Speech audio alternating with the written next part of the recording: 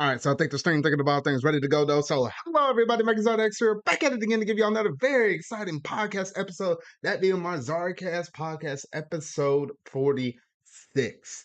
Now, 'tis the season to be merry and have holiday cheer and all of that stuff. Yes, we're finally to the month of December and we're almost to the very tail end of the year of 2022.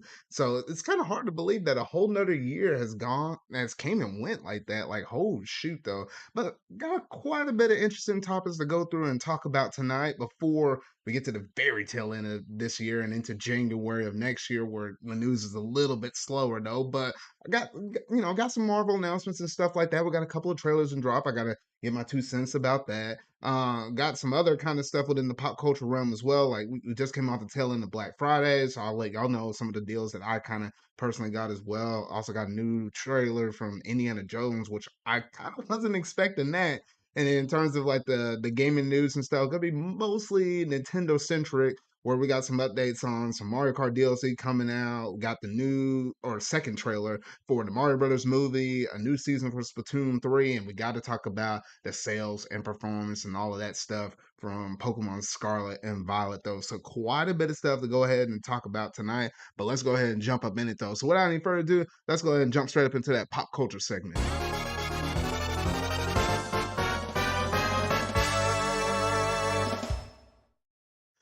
Now, first off, I wanted to go ahead and talk about Black Friday and the big hauls that literally just happened just last weekend. It's hard to believe it was literally almost like last weekend that we had it though. But there was quite a bit of stuff that was going on. I will say this, it's the haul that we got from Black Friday this year, and by extension, Cyber Monday. It wasn't extremely good. Yes, you had a couple of good things out there. Like you were able to pick up like Horizon Forbidden West, game that came out earlier this year for like $40. You had a couple of good deals like that though.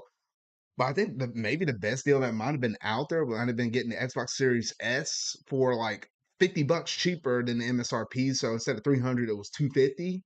And that might have been the best thing that's out there. And everything else was kind of lukewarm. A lot of games that we kind of already, honestly, some of the digital or cyber deals that we have from like Nintendo, especially, and I know Sony was doing one as well. I think a lot of those digital games like that have better deals in there than mostly any of the other stuff. Like I did know Persona 5 Royal, they were selling that for about $30. That seemed to be pretty good. Um, and stuff like that though. But I don't know. It wasn't like, all killer this year in comparison to some past years though. But me personally, some things I picked up, I did manage to pick up some things on the electronic side, like I actually managed to get a Steam Deck, so I'm able to kind of, do some stuff a little bit more efficiently with my streams, and some more stuff I want to try out with it though, because I know you can basically program this thing to do anything like that. So I caught that for a little good deal. Got myself a new headset for at least when I stream some stuff, so that way I can use the current one I got, and I can just kind of keep it in my room or whatever though. I did pick up that. I got a new tripod stand, so that way I can actually be able to do some unboxing stuff a little bit better than what I did in the past. Like I think my most recent one I did on that was like the Xenoblade Chronicles 3 Special Edition, and I got one more coming in the mail here soon, but I won't say exactly what because I know I will do an unboxing on that one. And then it actually did ship just today, just right before this episode. I got the confirmation on the email for that, so that's pretty good though. What else did I get? Gaming wise, I think that's it in terms of like the extra little stuff. And then besides Christmas gifts, which I won't disclose that information though. But outside of that, gaming wise, at least for me personally, what did I get? I managed to get, for some oddball reason, Kirby Forbidden West. I was really wanting to get that on sale. They really didn't do anything until like literally the last second. It was a little after Cyber Monday, I think. And for some oddball reason, Amazon discount that mess down from 60 down to 45. I had some cash back from my credit card and whatnot though, and I was essentially able to drop that 45 down another $20. So essentially, I got Kirby for $25, and at that point, I was like, you know what, I'm sold. I'll go ahead and do it though. So yeah, so I did manage to nab that. I did get what was it? I did manage to get Soul Hackers 2, a game that normally sells for like 60-ish. I think I got it for 40, I want to say. If I remember that right. Yeah, I think they discounted, yeah, they discounted it down to no, not 40, 30, I think. 30. Yeah, no, 60 down to 30. I thought it could have almost got as close to 20, but I think 30 was the lowest they got. I did get that. I did get some birthday funds because literally like my birthday is like a month before Christmas and whatnot. So I got some digital funds and stuff from family and stuff. So I was like, oh, okay. So you know what? I might as well use it on some stuff. I did manage to pick up um I managed to pick up Neon White, which I know that's like heavy game of the year. Not game of the year. I thought it was gonna be game of the year contender though, but it's in the Game Awards as a nominee. I think in some other regards though. I picked up that. I picked up Dragon Ball Breakers. It's kind of like an interesting game. It kind of reminds me of Fortnite in kind of some ways, but it's technically different. I can't remember exactly what the name of the genre was, but it is a little bit interesting. I picked up that. I picked up one more. Oh, and then I picked up Sonic Origins because I knew I wasn't gonna get that mess at launch for $40, but they had it on sale. I think for about what was it? About yeah, 20. I think they basically 50% off. So yeah, I picked it up for 20. So I was like, oh, okay, that's not bad. And I think that was it in terms of the digital side of things. Did manage to get Doom Eternal. That was like about like what, $10 or something like that. I never bought Doom Eternal yet, even though I own like almost every single other Doom game beforehand, almost all. Like the noteworthy ones, 1, 2, 3, 64, and all of that stuff on the Switch. So I was like, okay, I'll get Eternal. And I also had 2016 on the Switch already though. Was that it? Or am I missing one more? I might be missing one more, but I think for the most part, that's about it in terms of most of the Black Friday haul stuff I've been kind of getting though. So I saw some decent stuff out there. I felt like some things could be in a bit better though, but y'all gotta let me know, whether it be in the comments, at me on Twitter, whatever though. Whether or not you managed to pick up anything pretty cool on Black Friday or whatnot though, or that you managed to get some stuff. 'Cause I do know storage was actually fairly good. Like, if you want to buy like a better micro SD card or whatnot though, Black Friday, Cyber Monday, especially Cyber Monday, is always usually the best time to go and grab that kind of stuff, though. So that's just something I usually normally look out for. But I'm still doing good in my storage space on the Switch, though, and I feel like the Switch might have like what, a couple more years in its life cycle or whatnot, though. So I'm thinking I'm pretty good on storage stuff. I've been buying more of my games physically as of late, though. But yeah, so I think that's pretty much all I had to say on the Black Friday stuff. So a decent haul this year. Could have been better, but at the same time, it was okay for what it was. It was okay for what it was. All right, so that's gonna basically do it in terms of the Black Friday stuff. So let's go ahead and talk about a new movie trailer that dropped this week because we did get confirmation that yes, a new Indiana Jones is in the making. I think some people, if you're like a big movie entrepreneur, you probably already knew that this was already in the works or whatnot though, or there's some rumblings about it though. But yeah, we finally got our first trailer and whatnot though. It looks really cool. I like Indiana Jones whenever I just sit down and watch those movies. I'm not like a die-hard fan though, but I do like it for the sake of action and stuff. Like Indiana Jones for me kind of feels like Need for Speed, or no, not Need for Speed. My bad.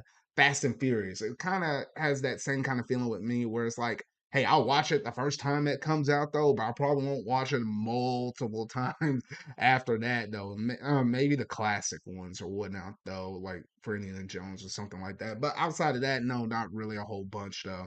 But yeah, so it was nice and cool to get a new trailer for that one though. I think that's one of the few movies I'm actually looking forward to next year. I feel like there's a decent amount of movies that are coming out next year that I'm actually really going to be looking forward to watching, whether it's in theaters like all the Marvel stuff or like the Mario movie or stuff as soon as it's available on DVD, then I'll go ahead and dive up in there on that one though. So yeah, that's pretty much all I had to say on the Indiana Jones part, though. But let's go ahead and jump up into the Marvel segment side of things, though. Because, yes, I mentioned it before in the previous episode. At the time that I did episode 45, I did not watch Wakanda Forever just yet. But now I finally had. So now I can finally give my short little mini review over this movie.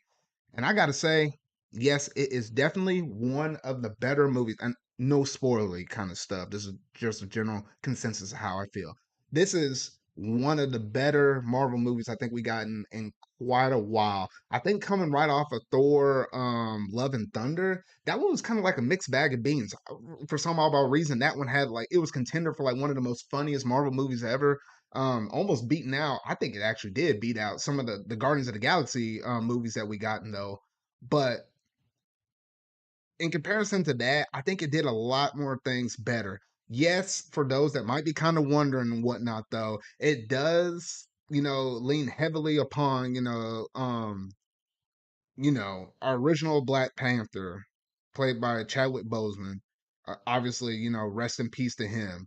And, I feel like there was good chunks in the movies where there always were going back and reflecting on him though, but it was super heavy towards the beginning, and then for other reasons why, super heavy towards the very end. But during the middle of the movie, excluding the beginning and ending, it was basically all about T'Challa's sister, because with her, she was the main lead. I was kind of curious exactly where they were going to go and who was going to take up the mantle as Black Panther, because in the comics it's not just T'Challa that has it. I mean, you saw like T'Challa, his older or I wouldn't say older, but it is older.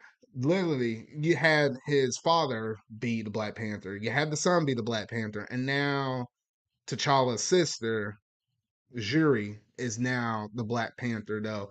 And I'm like, oh, okay, that's pretty cool. I mean, technically you can kind of tell from all the promotional material and stuff, she's right there in the front. I mean, that's really kind of no spoiler. You literally put two and two together, you can kind of see that though. But it's more so the journey of her kind of maturing, because she does act as like a very young child or whatnot though, in terms of childish, should I say, in terms of like her motives, her actions, her almost like revenge-ish kind of mindset in some point, and some plot points that was literally expressed a little later on in the movie though. But I like the way how she sort of kind of matured. I still don't think she's 100% there though, but I like the angle of how she kind of approaches most of her problems, and how it's still a little bit different from her in comparison to her brother or even her father, and what issues and flaws that they personally had though.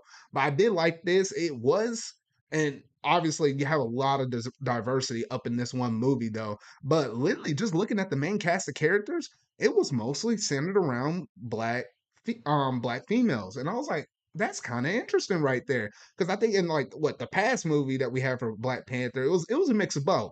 But this was like predominantly led by women, which was really nice, and I thought it was done extremely well. So I was like, you know what? I give my hats and kudos to them though, because I was literally watching it with my family though, and legit like, shoot, I had some of my family members over there. They were feeling it. They were really feeling it in some parts of the movie. I had to pat them on the shoulder and let them know, say, hey, it's all right. I know it's just a movie, but it is all right. We'll get through this and whatnot, though.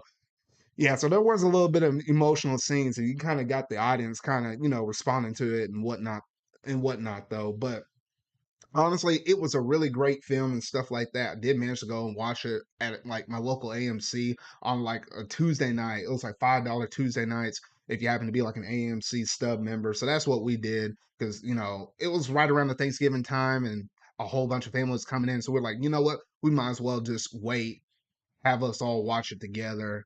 And that's the reason why I wasn't able to watch this at launch, which it was killing me every day, because I know this was a good movie. But oh my goodness, the wait though, the wait. But yeah, so honestly, I think that's pretty much all I had to say about it. Honestly, I could say a whole lot more, but that kind of gets into spoilery kind of territory though. But I will say one more thing. There was one character that's introduced in this movie that's literally going to get a TV series later down the road. I think it literally is going to happen next year. And I'm really excited about seeing how she's going to play out, though, because if you can put two and two together, if you watch the movie and whatnot, though, and you know who my favorite character is, Iron Man, I mean, there you go, my gracious. But yeah, so I think that's pretty much all I have to say in terms of my Black Panther Wakanda Forever review short discussion right there for basically all I have to say right there though. So yeah, so that's basically gonna do it in terms of that though. Now let me go ahead and jump it over into the next little bit of Marvel stuff that I got right here though. That being we did get a new trailer for Guardians of the Galaxy. And with this, I will say so myself, Guardians of the Galaxy, I think that this is going to be I think it's going to be a good movie. I think it's going to be a good movie, because I'm literally looking at it now, and I was like, we got the trailer, which honestly I wasn't expecting the trailer to kind of drop out, right around the corner right now. Though I should have been thinking something. We literally have Ant-Man and the Wasp, Quantumania coming out in February, so I knew for whatever movie they're going to drop in May, we should have been getting the trailer sooner or later though. But this Volume 3 though, I was looking at the trailer and I was like, No, there was some moment with Rocket, and I was like, dang, I know y'all ain't gonna. Well, I don't know. Maybe I shouldn't say that though. But it seems like we might the way how they were reacting and stuff and how they were kind of sad and emotional made me think we're gonna lose another person. Like we technically already lost Gamora, or technically present tense Gamora. There's past tense Gamora kind of running around somewhere in our universe right now, which I'm thinking they're gonna finally reunite with her in this movie though. But I don't know. I feel like something we're not gonna have a super happy ending at the end of this one though.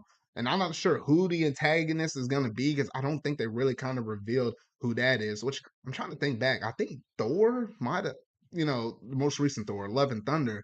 I think in that first trailer, I don't know if we even had the protagonist that was not protagonist, antagonist that was actually revealed in that first trailer. I don't think until it was like in the second or third trailer we kind of got that kind of grasp or knowledge, which was kind of weird. But I have a feeling we got the same kind of vibe going on now. I have a feeling maybe it's tied with something with Nova Corps or something like that. I don't know. I don't know what the big threat for the galaxy will be this time for our Guardians though, but I'm thinking it's gonna be pretty good. But there was one segment in that trailer that had me dying because literally you had over here Drax.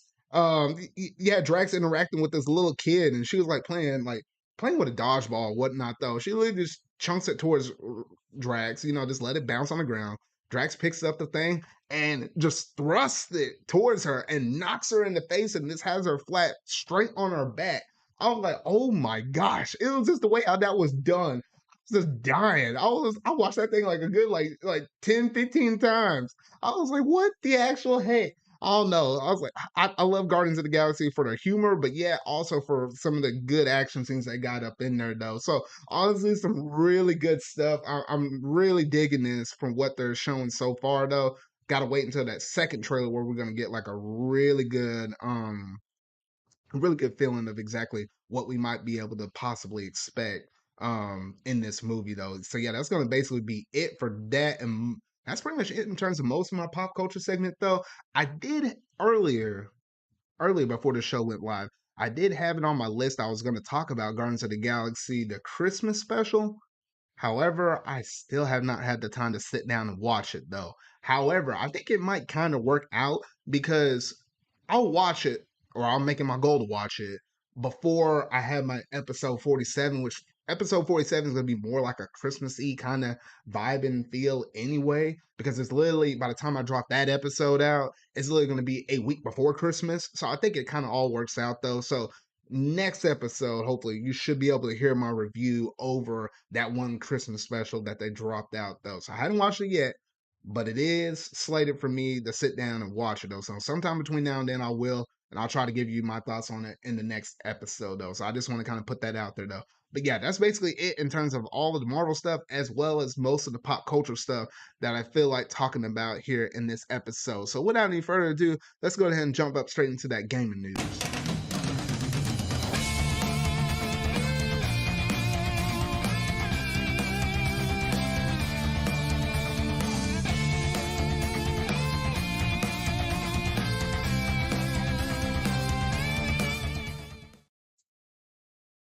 All right, so next up we in the list we have the Mario Kart Deluxe 8 Booster Course Pass Wave 3 that was recently announced. And technically, it's not too far away from coming out, though, but it is right around the corner. Literally, this mess drops on Wednesday.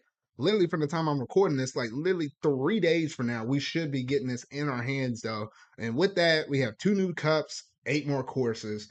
And if we look over here real quick at the Rock Cup, we literally have Tour London Loop, GBA Boulay, 3DS Rock Mountain, as well as Wii Maple Treeway.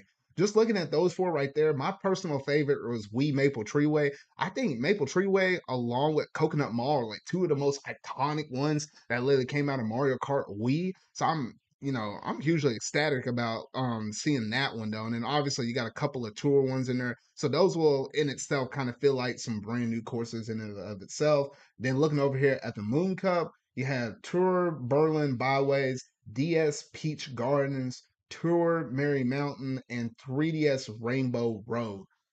Now, I think out of all four of those, the one that screams out to me the most, I think, is Lily Mary Mary Mountain, as well as the 3DS Rainbow Road. At least with Mary Mary Mountain, I'm not sure exactly how long or how old this course is in terms of it being a tour course, because I feel like the turnaround time from it being on tour to it being here on the Nintendo Switch, think it might be sometime within a year's span or something like that. It could be a little less than that, but I'm not sure exactly what though. But just looking at it, I'm like, okay, that one actually looks like a really good course. I was like, I don't think it's actually based on an actual locations. It's kind of built around the holiday-ish kind of time though. But I think it'd be kind of nice just riding around in the snow and whatnot though. Kind of got like that wintry, Christmassy kind of vibe up in there though. I think that'd be pretty nice. And then also you got the 3DS Rainbow Road, which came from literally Mario Kart 7. And I'm like, I think that's one of my most favorite Rainbow Roads. You literally racing on, like the Rainbow Pass, you literally drop down on the moon with like the gravity and stuff like that. And I think also you add in a little bit of the zero gravity moments and stuff like that, and the flying segments and whatnot. And you put that all up in here. I think that might be one of my most favorite courses out of this Wave 3, probably up there with Maple Treeway from the Rock course though. But I think they picked some pretty good ones. I'm kind of genuinely impressed about the picks and the selections they got from this though. I mean, I felt like they hadn't been missing with some of this DLC though. So obviously I've picked this up. I'll probably play with some of the boys and whatnot though, and try to see exactly what kind of other little changes they made to each one of these courses though. So with it coming out on Wednesday, that's not too far away from it from now. And literally, I think as long as I got the time, I probably will stream this over there on my Twitch channel, just going through all the courses and stuff. It should be a fun little time and whatnot, though. So yeah, so I'm genuinely looking forward to this. Glad we got some more cups coming out, and it's right around the holiday season, so got some time to actually kind of sink into this mess, though. So yeah, so really liking that, and I think that's pretty much all I have to say on that, though. Now we can go ahead and talk about some of the meat and potatoes I know a lot of y'all probably want to hear about, but we did manage to get a second trailer for the new Super Mario Brothers movie. And my gosh, this trailer already, okay, we already knew about Mario and we already knew about Bowser. And I feel like Bowser's definitely going to be the star of the show. But I'll set those two characters aside. I'll come back to Mario in a bit, though. But I want to talk about some of the new ones that we just got. Obviously, you got some more lines voiced by Toad. And I think Toad is going to be pretty good, though. But Luigi and Peach are definitely the two stars in this second trailer. And I think Luigi, played by Charlie Day, I think is pretty cool. I'm like, yeah, I was like, I ain't gonna lie. I think he's doing a really good job voicing Luigi. Got that kind of little scared little vibe about him, whatnot, though.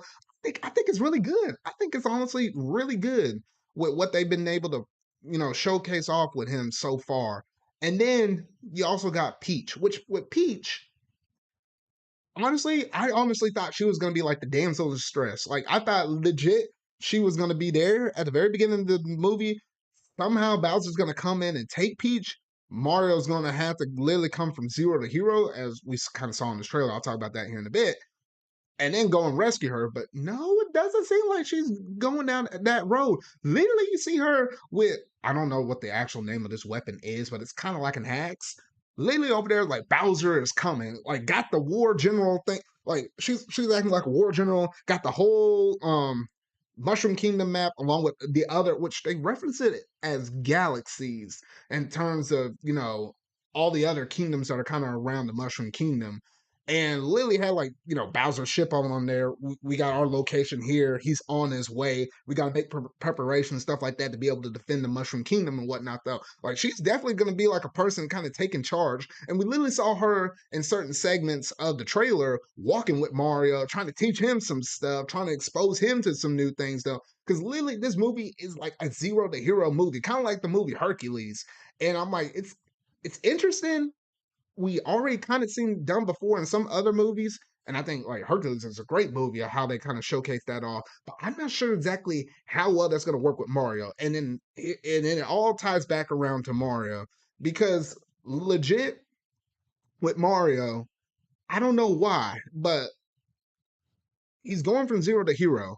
And I'm like, I thought he would have some kind of capabilities of being able to platform around and stuff like that. You literally see like a little fireball thing that's like rotating, and like he's trying to jump over it, but he gets smacked by it. He seems like he gets a crap beaten out of it and stuff like that. You can see that he's an actual plumber because there was like one scene of him actually in the bathroom looking at the sink or the toilet or something like that.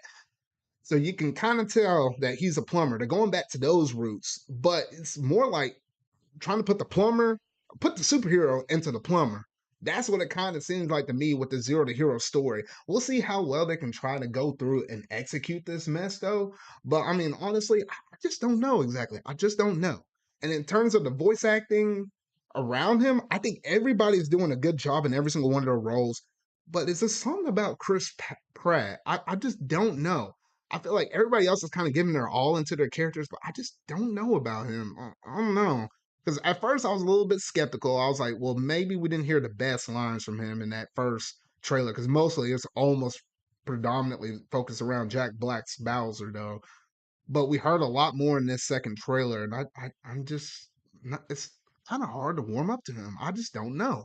But then the other scene that was really cool up in here was we did get a scene of Donkey Kong. They did actually change his 3D model quite differently from the way how we kind of see him in the games, though, and it's kind of like a little fusion of old classic Donkey Kong. I'm talking about Donkey Kong back in the arcade days, or kind of like Donkey Kong Jr. kind of also looked as well, though. It kind of has like that kind of youthful kind of look in his face. So I was like, oh, okay, they changed that a little bit though, but it doesn't look bad. It's still good in its own right.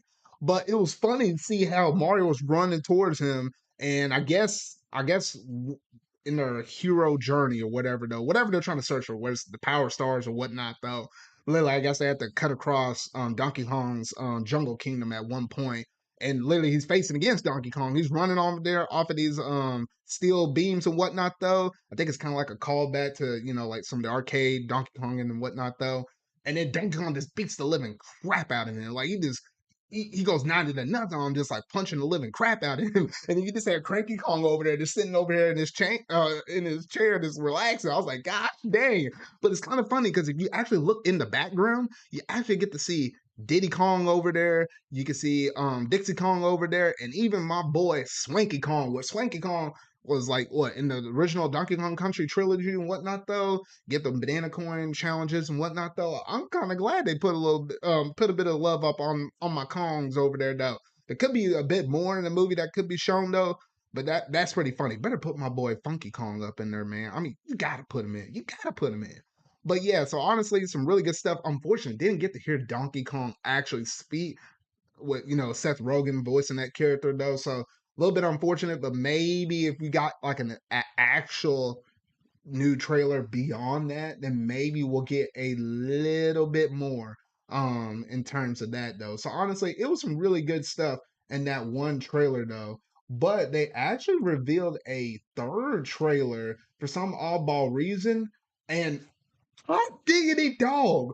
We got a third trailer for it. I remember watching this thing, and it was like it was a third trailer from I think some other region in the world. I don't know what it was, but I'm literally pulling up my tweets because I literally have like an archive of stuff where I pull my news from. And legit, I think they pulled down this tweet that I actually saw it from.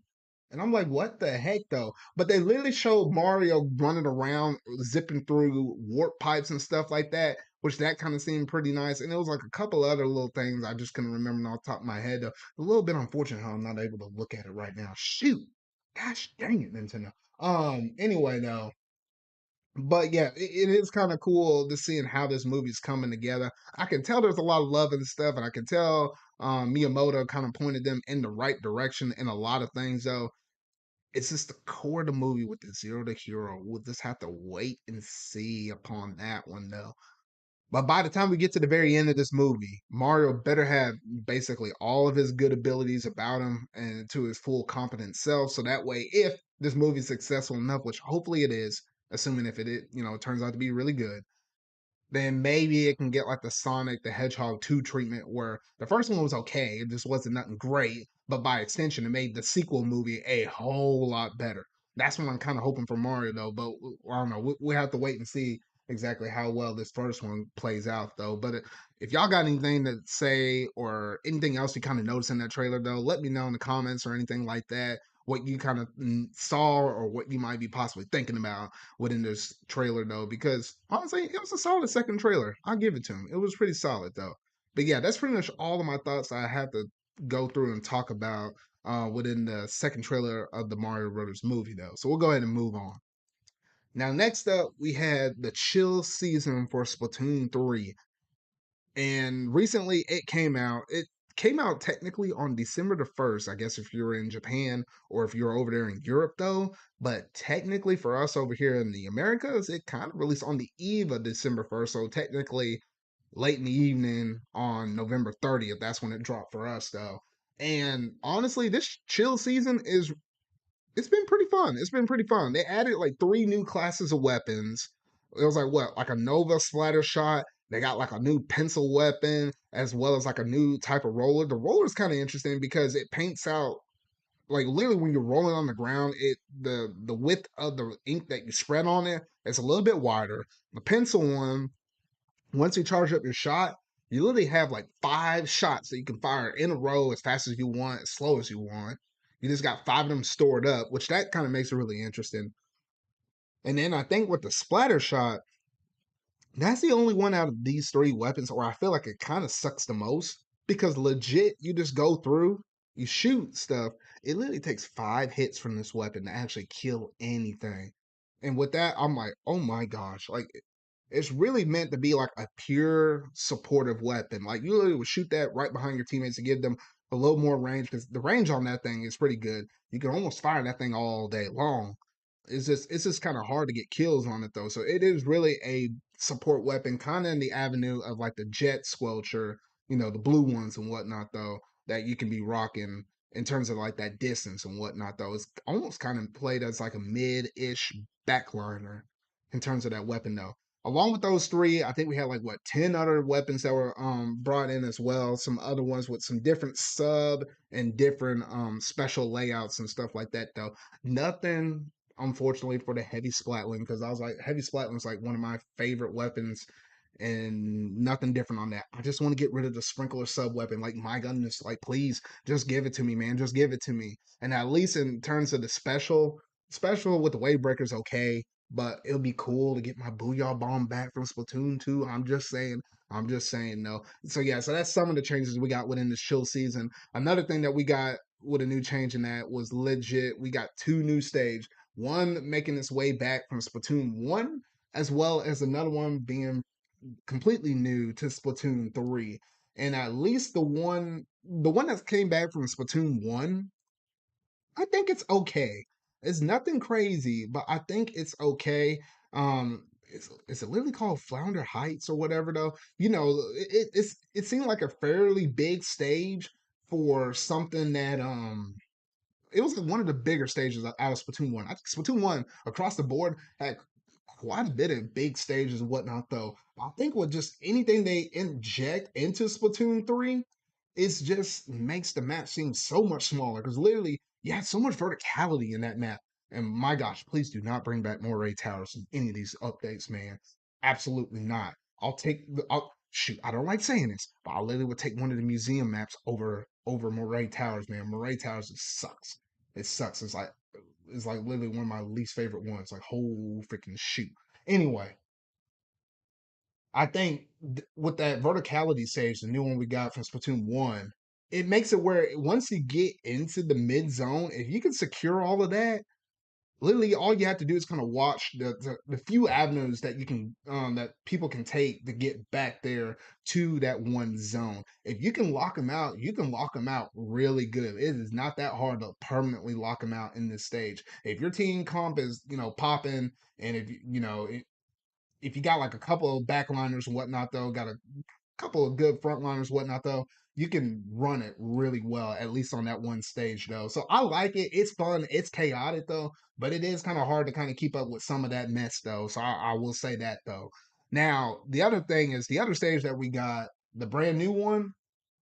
Honestly, with that one, I think it's pretty cool. I think with every mode that I played on it, whether it been especially splat zones Rainmaker a little bit. It's kind of reminding me of not quite like Humpback Pump Track, but it's like a fusion of Humpback Pump Track from Splatoon 2 and a little bit of a fusion of Wally Warehouse, I think. Like it's literally almost a straight at like you literally go down the steps, you're right there in the central area, you turn the corner and you're going right up into the enemy base.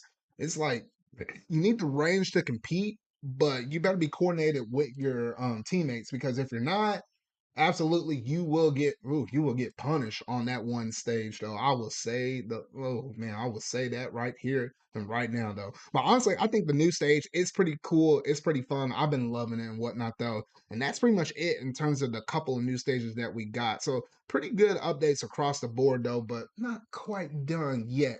Because we technically managed to get an update for Big Run, which I don't know why. A lot of people were thinking Big Run was going to come out in like the month of October for some oddball reason. I guess people were looking at data breaches and stuff.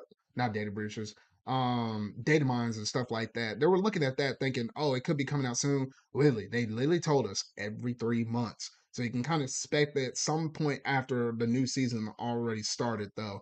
But yeah, it's literally coming up this weekend. Literally, it's gonna be running like Splatfest hours. It's gonna start on the Friday. It's gonna end some point on the Sunday though. They're gonna be invading Wahoo World. I think if you get enough wins and whatnot though, you can use it to buy certain things you can stick in your locker. So that should be pretty fun of it in itself right there. So honestly, some really cool stuff with that, and I'll be looking forward to that though. And I think outside of that, oh, one more thing, Rank X battles are here.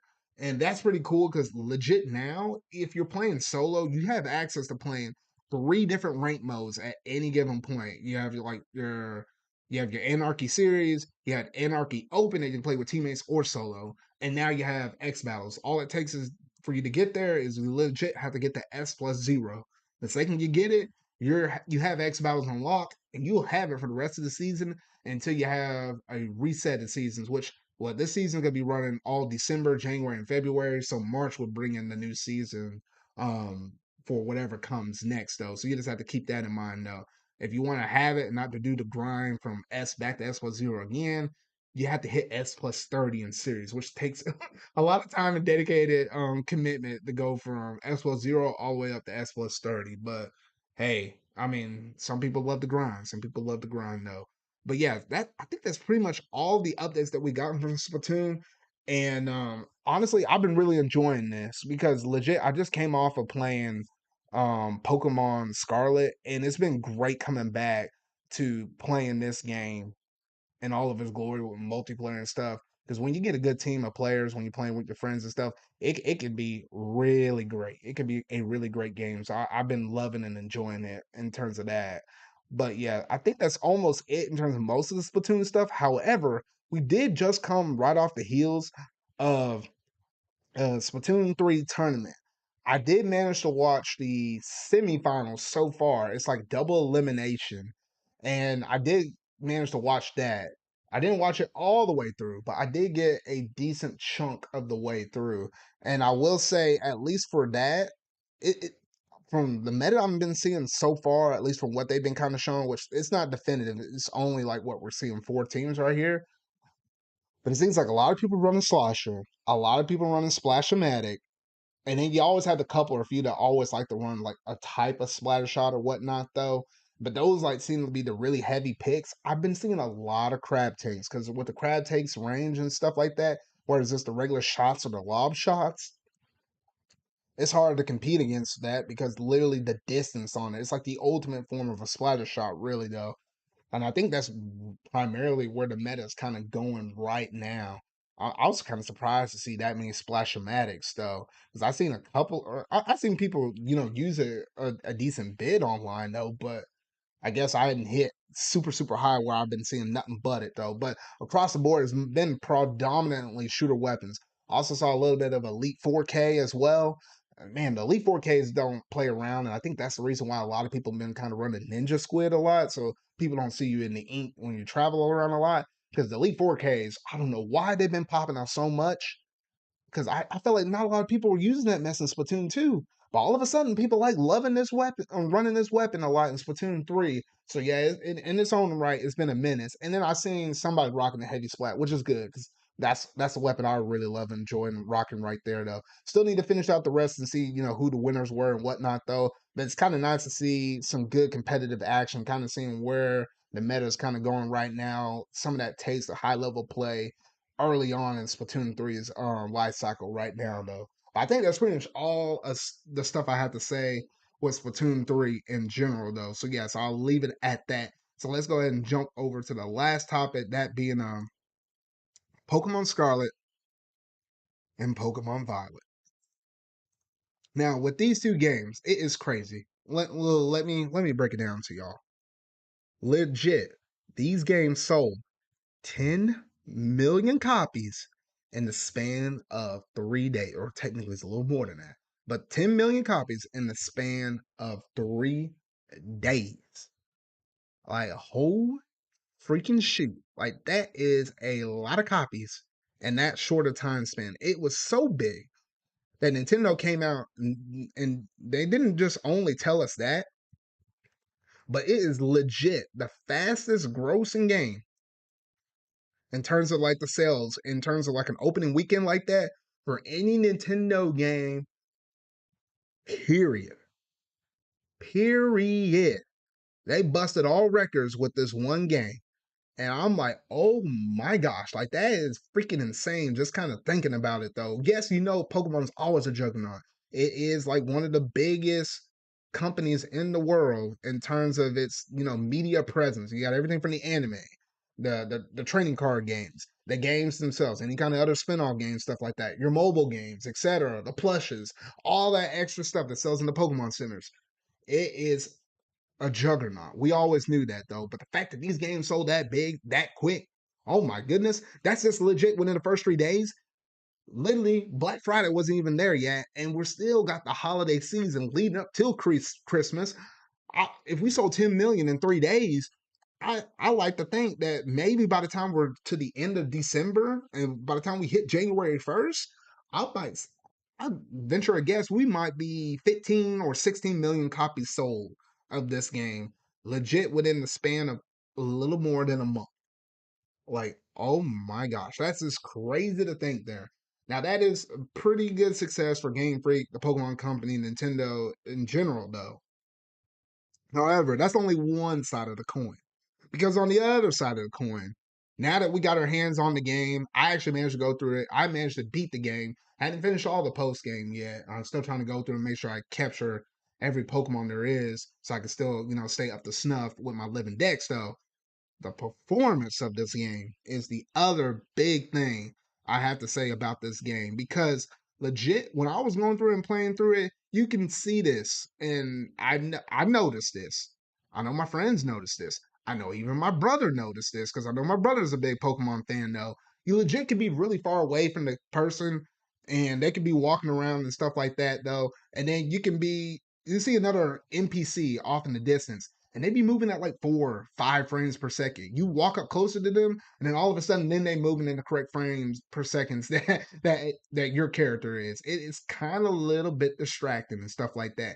You have some other bugs and glitches and stuff like that. You see like characters standing on top of other characters, or you see NPCs walking in the middle of your battle or stuff like that, or you get like for some reason like your character or something like get like really big or something like that. I've seen a lot of stuff online that's been kind of crazy though. And then you have some other bugs and glitches where legit your game would crash on you. The game actually crashed on me one point where I think I was like halfway through the game or something like that. I might have had like 4 badges or something like that.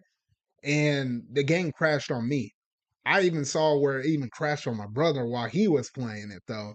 And it is a little bit unfortunate that despite how good these games are doing in terms of the talking buzz, and on the other side of the coin, it's running into some issues. Now, is it a bad game? No, it's the long shot far away from a bad game. I would dare say that this is probably one of the better games I've played since like Black and White. I'll go ahead and say that there. Because the open world aspect and stuff like that, being able to go wherever you want, being able to do whether it be the gym leader challenge, whether it be whether it be the golly, I can't even think.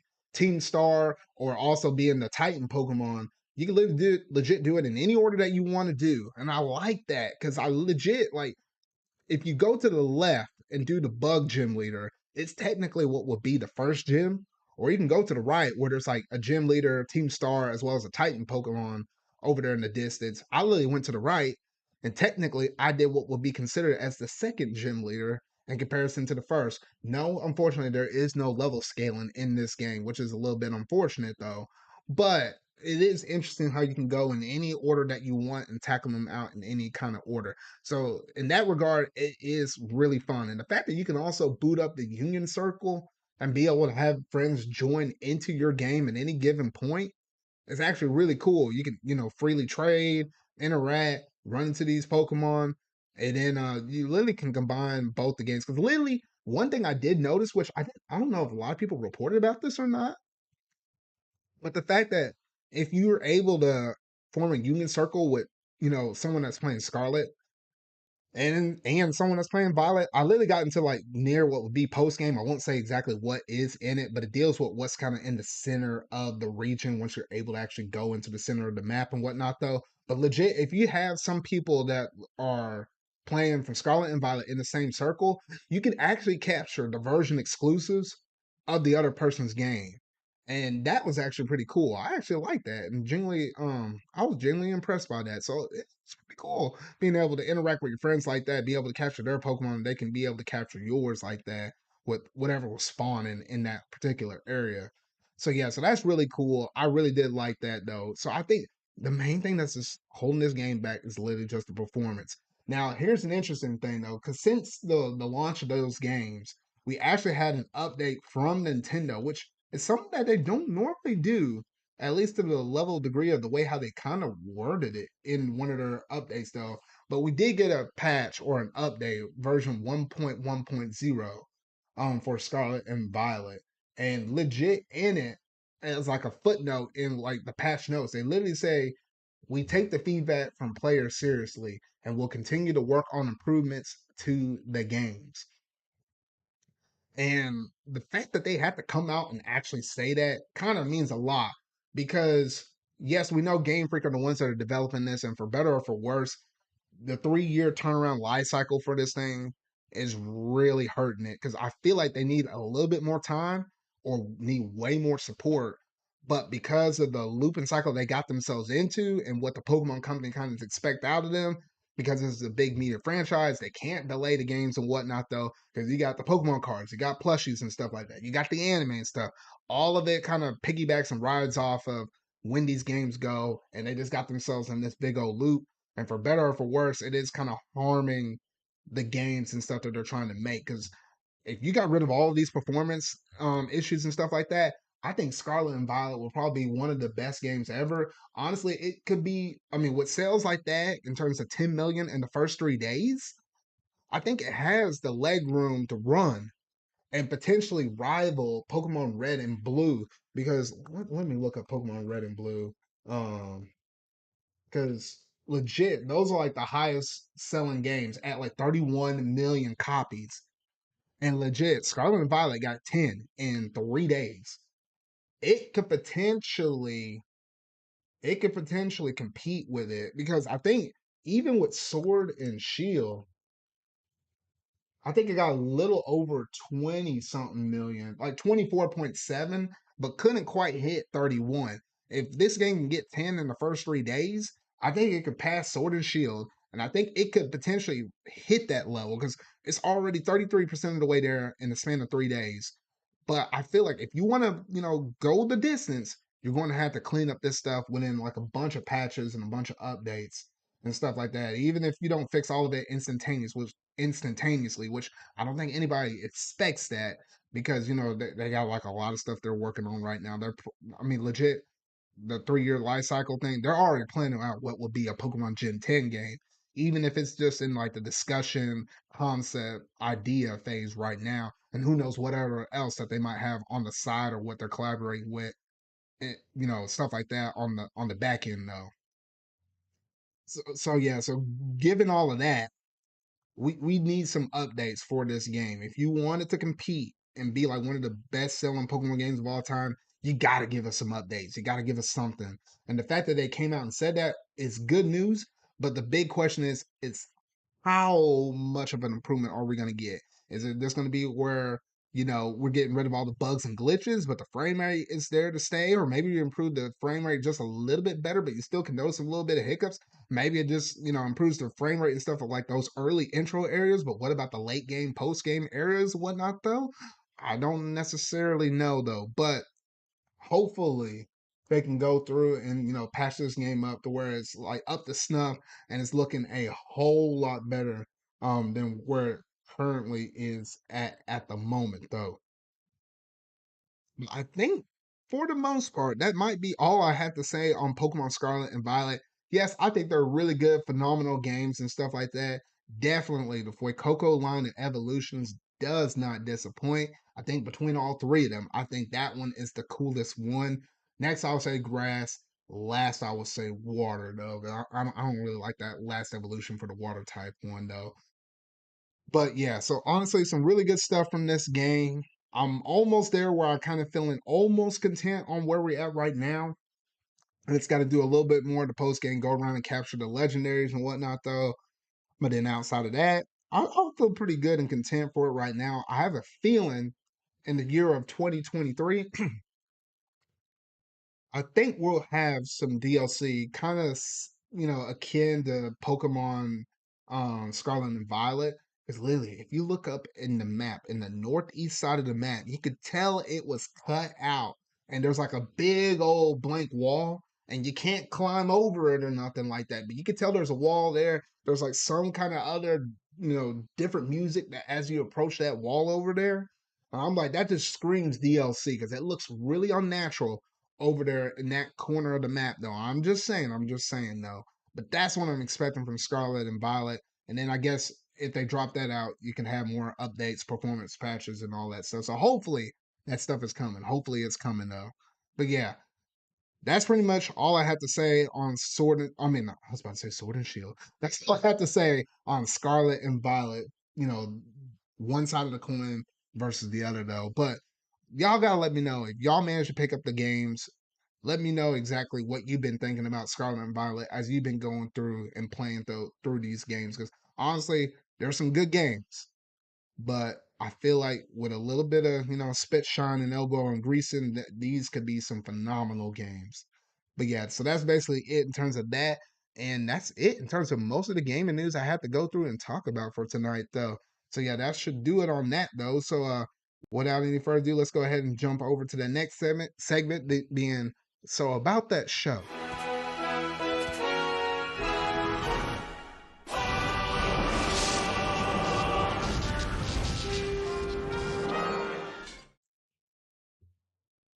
All right, so now that we're done with all the gaming news and stuff like that, shows that I've been going through and watching. Yes, we are in the Christmas season where I normally will go through and watch like a whole bunch of Christmas Eve kind of related stuff. But I will save that for the next episode since it's going to be more centered around Christmas and stuff like that. So I'll save all of those I've been going through and watching for that one just a little later down the road, though. But I've been going through and watching some other stuff here lately. I think legit the other night, I think, what was it, last night? Yeah, last night or the night before last.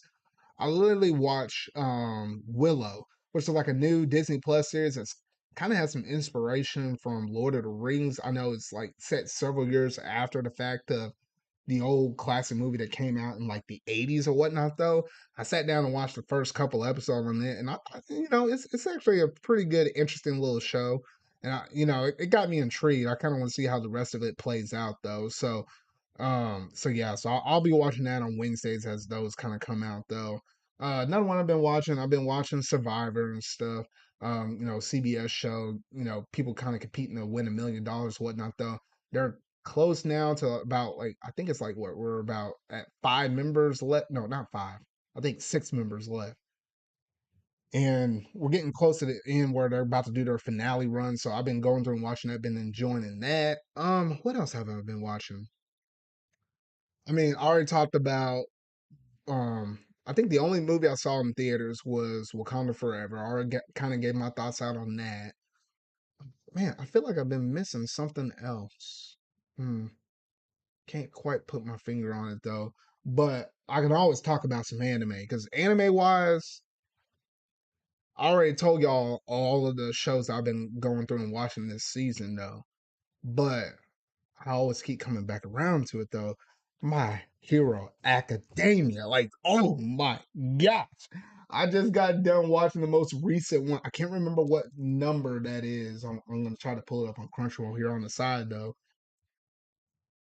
But my goodness, that most recent one for the dub had me shattered. I'm like, oh my gosh, right now. Like legit. Well, hold on. This is the Portuguese stuff. That's the only thing I don't like when you pull up Crunchyroll. Legit, it'll pull up like other different languages except for the one that you're looking for. I guess if you're a dub watcher, like what the heck? Like fix that Crunchyroll. Yeah, but episode 121. Oh my gosh, it's literally like not to go into spoilers that much. They literally trying to stop Gigantomachia. It was like a bunch of students and whatnot, though. It's that episode, but not that one scene right there. It's what happens on the back end where they're trying to fight Shigaraki and whatnot, though. And what Shigaraki does to one character, though, oh, it ate out of me. Like I was literally watching that mess at 3 o'clock in the morning. Don't ask me why I was staying up to 3 o'clock in the morning because I was playing the Splatoon and whatnot though, and then that transitioned to a whole bunch of anime watching and whatnot though. And I was like, I could watch this in the morning though, but I was like, shoot, heck no, this new episode of My Hero Academia. I'm sitting down and watching this mess, and I wasn't done until 3 o'clock in the morning though. But oh my gosh, when that scene popped up, I jumped halfway up out of my bed. I was like, what the heck? I keep saying this until I'm blue in the face. My Hero Academia is the anime for me that has made me feel some type of way in quite a long time since like I was watching Dragon Ball Z back in the day. Like legit, like those two animes for me hit extremely hard. And I think in My Hero Academia is probably the only closest anime I think out there that could actually hit that level. It may actually surpass Dragon Ball Z. I just can't say definitively until the whole story is wrapped up so I can kind of compare it to Z. But oh my gosh, it is something to behold. It is truly something to behold, though. But yeah, if you hadn't caught up to My Hero Academia season 6, you need to catch the freak up because somebody out there on the internet is gonna spoil something for you. Somebody already spoiled something for me.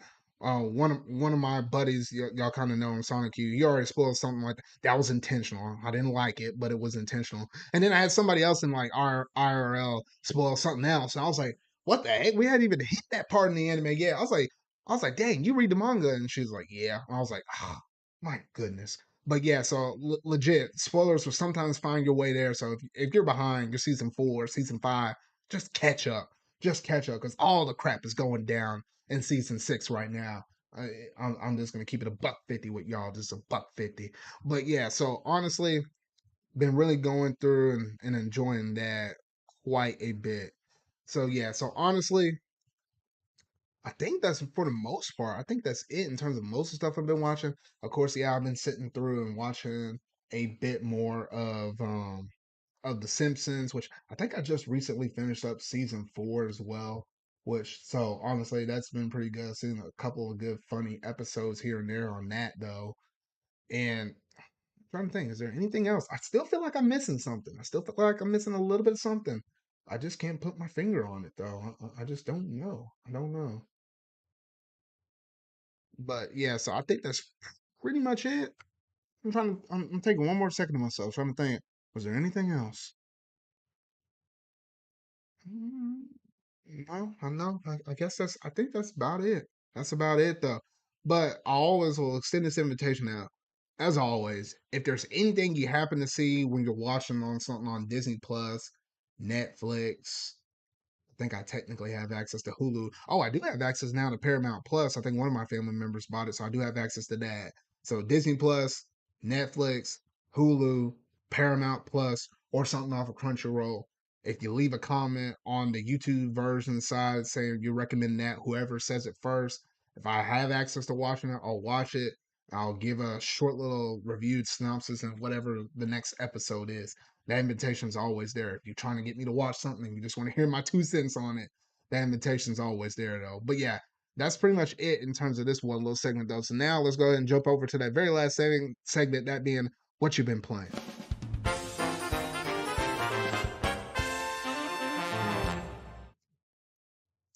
All right, so lately I feel like technically I already been talking through most of the stuff I've been playing. I already talked about my thoughts on Scarlet and Violet. I already talked about my thoughts on Splatoon 3. Those are predominantly like my most heaviest games I've been playing. So I kind of already talked about on this segment though. But I guess one other small thing I've been doing on the side a little bit is I've been going through and playing Sonic Origins because I just been playing it whenever I felt like I felt content in either Scarlet or if I've been content in Splatoon 3. And I guess with Sonic Origins, I think this is the reason why I had this little running gag with some of my friends over there in Discord. I always said Sonic was never good. The main reason why I say that was because I hate Sonic the Hedgehog 1. Like, oh shoot. Like whoever came up with Marble Zone and what was it, that pyramid place, the one that has like the underwater levels and stuff like that, that's like the definition of, I was like, dang, I was like, man, Sonic's not good. I just don't like, no, I just don't like that thing. I just don't like that blue furball half the time though. It's because of dumb design stuff like that. I played a little bit of Sonic the Hedgehog 2, and I hadn't actually played any of Sonic the Hedgehog 3 and Knuckles or CD. So those are the two I'm actually looking forward to the most because I just hadn't ever messed with it though. And I do need to play more Sonic the Hedgehog 2 though, but it's been kind of a little bit of a grindish thing. Even though I know Sonic the Hedgehog 1 doesn't take that long, it's just sometimes I want to be going really fast, and then it's like you can't go that fast because you got like spikes up above you that will crush you, or you fall into some lava or whatnot, though. I don't know. The designing of some of those stages, though, like, my gosh.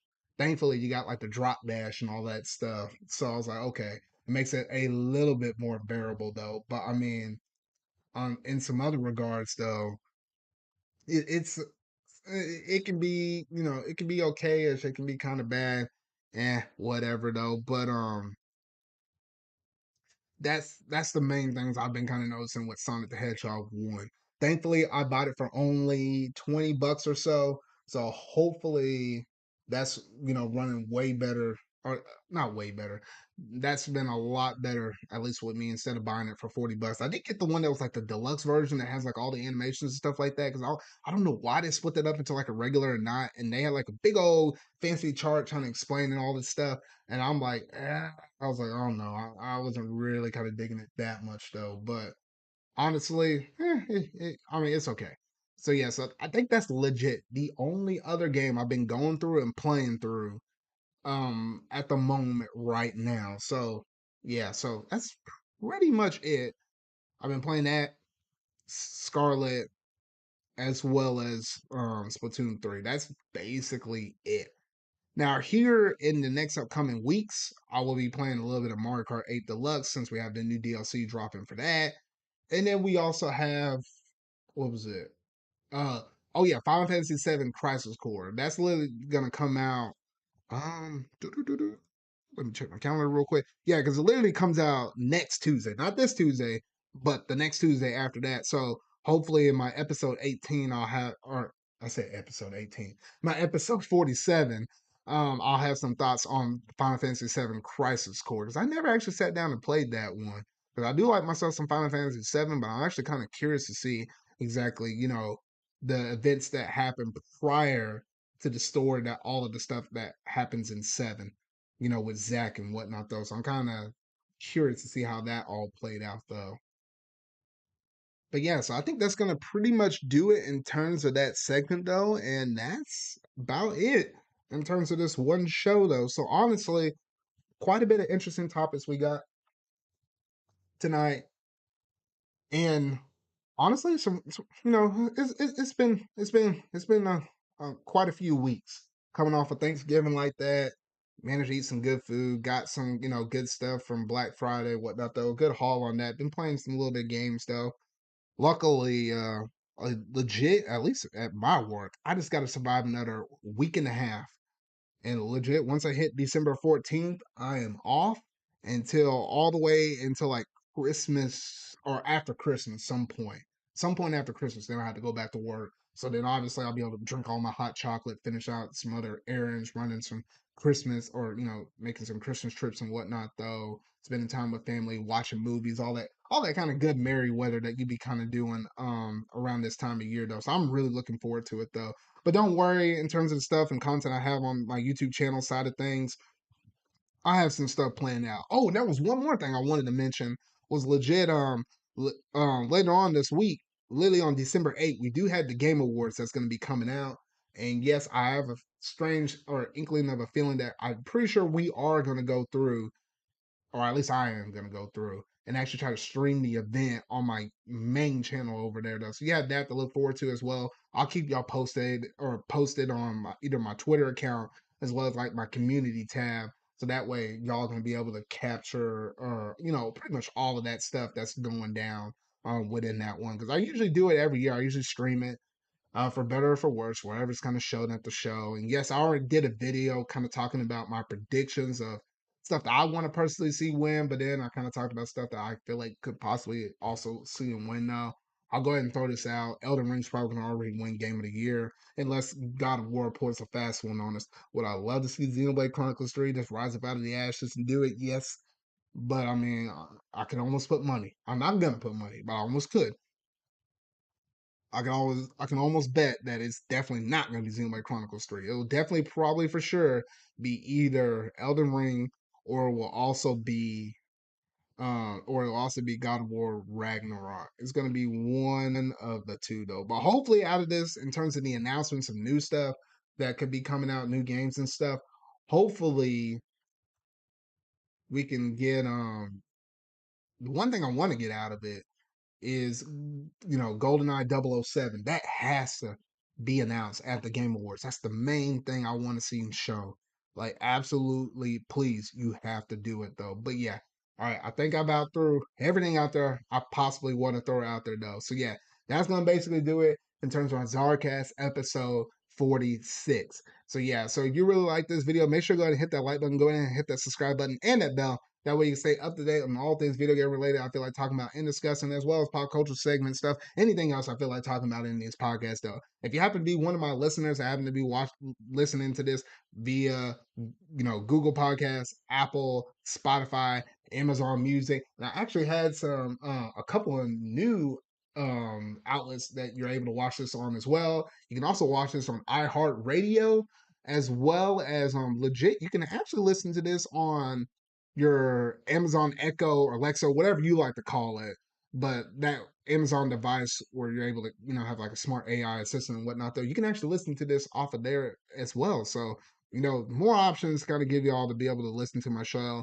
in whatever kind of way that you want to see it done, though. But yeah, on any of those outlets, make sure to go ahead and give a review. Just let me know, just let people know that I'm just a guy who like to talk about, video games and stuff like that. And anything else I kind of feel like talking about or discussing, though.